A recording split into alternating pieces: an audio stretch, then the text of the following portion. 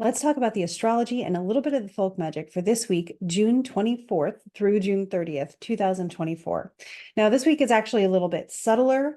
I think much of this week is going to be the transits kind of being very idle in the beginning of the week. And then we have Saturn's retrograde near the end of the week, with several other transits happening at the same time.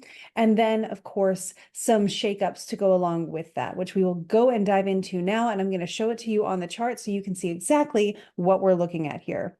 So this is the chart for the moment that Saturn stations retrograde, which is kind of the highlight of our week. And as you can see, with the week being covered in this video starting on the 24th of June, this is towards the end of that week. We are at the 29th of June here on this date. And it's around 3:06 p.m. Eastern time that Saturn will officially be retrograde. However, on the day I'm recording this, and therefore throughout the entire week after you're seeing this video, Saturn is already on that stationary degree. So we're already feeling this slowness of Saturn kind of bringing society and the structures and the regulations that are going on right now to a bit of a standstill. So where we might have been seeing process and building of foundations happening, those things are now going to go into retrograde mode, which we could kind of consider as revisiting some of the structures that we've started building, making sure that everything that we've built over the last year or so has been built in a way that is built to last, something that will actually be able to sustain. The foundations we've laid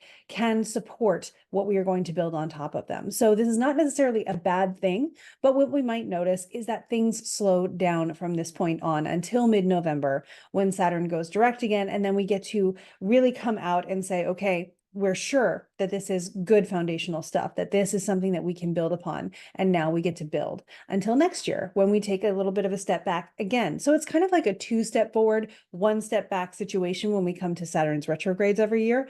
And they do happen every year. So this is not something that you really need to stress about. You go through it every year, and it's totally okay that we are dealing with this now. So what we're seeing here is Saturn being in Pisces. And Saturn, of course, the ruler of Saturn is what we would look to see like how Saturn's doing during this retrograde, just as a matter of curiosity. Again, it's a long retrograde, it's a slow planet. So I'm not really too worried about the indications of this regularly occurring event. But if we wanted to just go dive into the astrology really quick, we would say, who's ruling Saturn? Who is Saturn looking to for support and for resources in this time? And Saturn would be looking to Jupiter, who is in Gemini, which is a sign that is considered to be Jupiter's detriment because it opposes Jupiter's domicile sign, the sign that Jupiter rules, of Sagittarius. So Jupiter is not in Jupiter's favorite place right now and through the next year, but then Jupiter gets into a place that Jupiter loves to be in, which is Cancer. So for the remainder of this year until about next June, we have Jupiter in Gemini, which simply means that Jupiter has a lot to manage. Where Jupiter would normally like to just be big and gregarious and have that energy, now Jupiter has to separate that energy into smaller buckets and give it out equally. And so Gemini is saying, I need to have it over here, I need it over here, I need it over there, and Jupiter is trying to distribute that energy. And so at the same time, with Jupiter ruling the Saturn in Pisces, which is retrograde, we might find that the nature of the things that we revisit over this period of time requires us to take a look at multiple different options, to maybe say, we tried it this way first, let's look at plan B, C, and D, and then say, if plan A worked great, awesome, we'll keep plan A, or if one of the next plans are better for us, we can go with them as well. And the first plan will have helped us get all the stuff out of our head that made way for us to make the progress that we're making. So again, the retrograde is not failure. It is not slowing down. It is not stopping you from moving forward. It is making sure you're moving forward in a solid way. So this is a time to productively review your structures, your situations, and the things that you are building in your life, especially if you take a look at the area of your life represented by the house holding the sign of Pisces in your own chart. So for example, if you, like this chart, have a Scorpio rising, it would be your 5th house. And you just want to find this little symbol of Pisces in your chart and see what number is associated with it that Saturn has been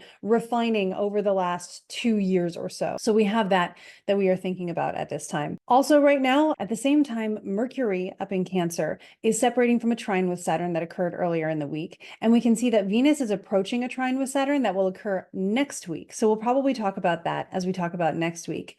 Other things that are happening at this time In the same moment, you can see this number 15 here and this number 15 here. We have this sextile aspect between Venus and Mars, who is in detriment at this moment. So those are the more personal things that might show up, opportunities to really be able to work together to bring balance to a situation, to find that divine masculine, divine feminine pairing that works to get the energy of something accomplished. It doesn't necessarily mean that there's a presenting male and presenting female involved, though it can, because sometimes astrology is super literal. But what we're seeing here is that things having to do with art, with values, with potentially women presenting people, and things having to do with ambition, with athleticism, with moving things forward, especially in areas of resources, and kind of moving things forward in a way where we're kind of pulling them out of the mud and getting some help from people from that. So this is Venus in Cancer saying, hey, I want to help. I want to create this community where we can get stuff accomplished. And Mars is saying, I've got the resources, but it is slowing me down a ton. Can somebody help me with this? Even if it's just moral support from Venus. So thinking about how you might be able to offer or receive moral support this week is another really cool way to think about perhaps the way that this transit shows up for you. And again, checking at where Cancer and Taurus are in your chart to see what area of your life this might be affecting, to make it just a little bit more personal for you. Also, at the same time, this is where I say we might be seeing some change coming, some change in direction, some discernment that a different path might be better, because we do have Mercury with this sextile to Uranus occurring. So 25 and 25, Mercury at this point, you can see the little 7 there, and the 39 here. This means that Mercury, who is moving forward, is applying to this sextile. So this is something that is growing, building, still to come, and it will occur on the same day, on the 29th. And so what we're saying here is new ideas may lead to new directions, new awareness of resources that we didn't realize we had before, may give us some more options in creating something that may support others, because Mercury is in Cancer along with the Sun and Venus. And we are in that Cancer season where community is very important, where family feelings or found family are very important, where beginning something that feels like a family unit or that feels like a close-knit community feels like what we're doing as well. So keeping these things in mind, honoring your emotions, following your intuition, whether it comes from your gut, your heart, your mind, or anything like that. And just knowing that whatever comes your way this week, I'm sure that you have got ways of managing and navigating it. And I wish you the very best of it going forward. Now, let's talk a little bit about what kind of folk magic we can do. The moon is waning right now, and she is going to be waning between the signs of Aquarius until June 26th, Pisces until June 28th, Aries until June 30th, and then in the sign of her exaltation until July 2nd. Now, it is a waning moon, so this is a time where we want to be shedding, where we want to be banishing, where we want to be removing things or harvesting things.